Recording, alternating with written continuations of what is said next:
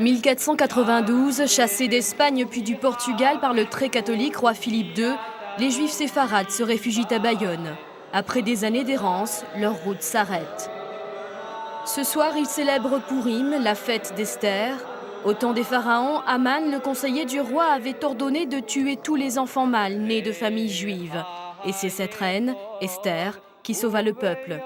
Le rabbin lit l'histoire et lorsqu'il prononce le prénom Oni, Aman, l'assemblée tape des mains, foule du pied l'assassin.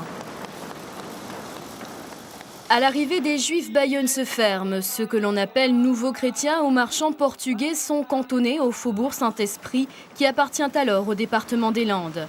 C'est là, à quelques pas de la gare, qu'est la synagogue. Donc ça, c'est le typique du rite portugais. Par cette orientation, après, on va retrouver donc, les symboles du grand temple de Jérusalem.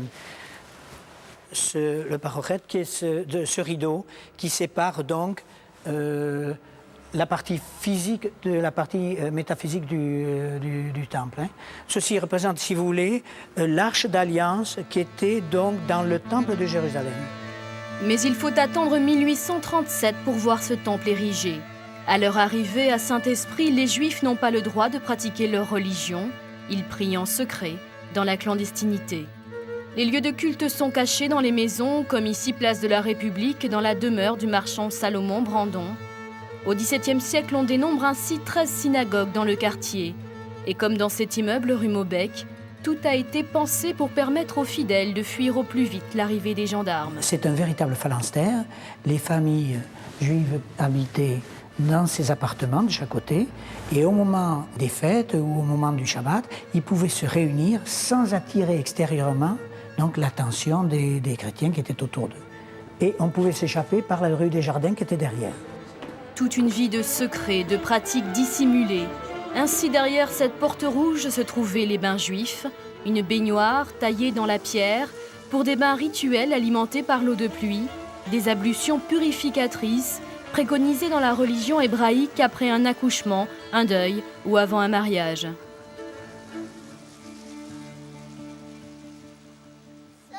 La communauté doit donc se faire oublier, rester discrète, même face au chagrin.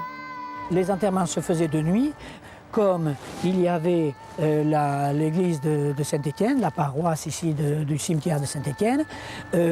Les cris des pleureuses qui suivaient à ce moment-là, c'était la coutume, ces enterrements, donc faisaient que ça gênait donc, pendant la journée le service divin dans l'église.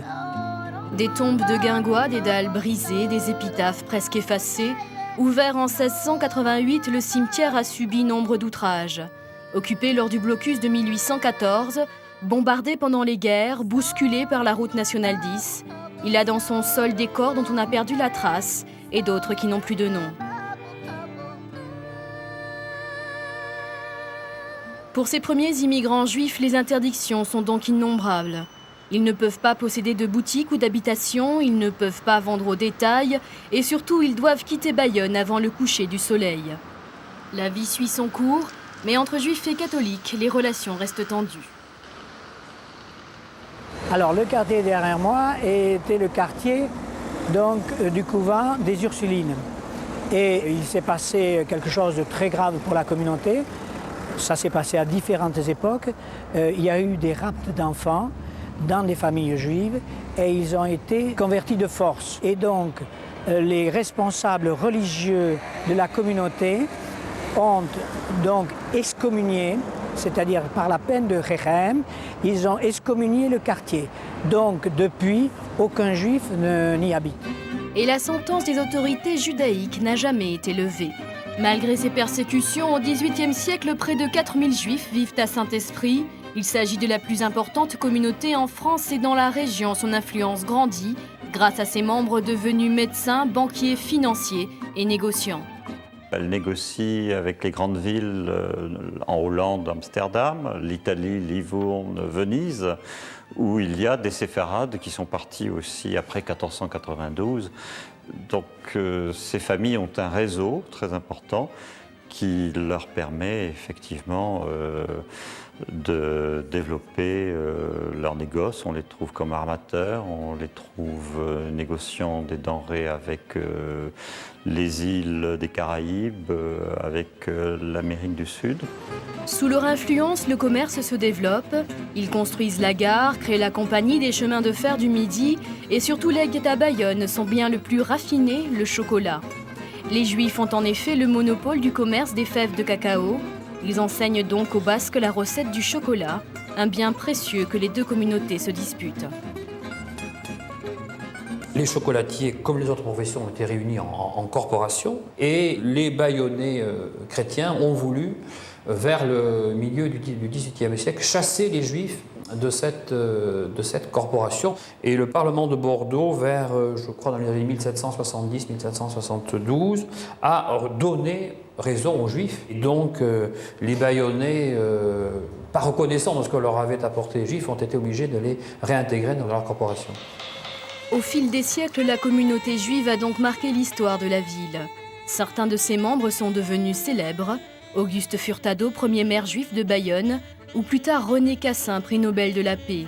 Aujourd'hui pourtant, la communauté est très réduite et les descendants de ces premiers juifs portugais sont peu nombreux. La communauté, comme toutes les communautés juives de France, a subi un brassage, je dirais, au fil des siècles et notamment au cours du XXe siècle. Par l'apport des juifs d'Afrique du Nord, qu'on appelle les séfarades, dont je fais partie, et des juifs de toute la France.